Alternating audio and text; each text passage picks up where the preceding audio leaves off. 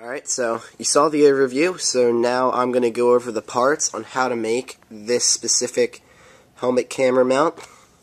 So what I used for this is, for the 90-degree angle piece of metal, I simply just found a piece of scrap metal in my garage, bent it to a 90-degree angle, or you can bend it to whatever angle you need. Just find any piece of scrap metal or some kind of plastic that's durable and that's either bent at a 90-degree angle or something you know that you can bend at a 90-degree angle.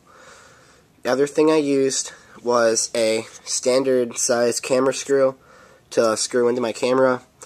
I don't know the exact specific size screw, but I'm sure if you look around your house you'll find one, because it's a pretty standard size screw. Other thing is this piece of foam here. I use this not only for shock absorption when you're running, but also it keeps the camera nice and still and tight so it's not going to wobble. And the last thing I used to glue it into place was just some Gorilla Glue, and what you're going to need is the kind that can also bond to metal. So yeah, that's pretty much all I did on how to make this, and be right back with you in a sec. Now my back was poking out of the barricade.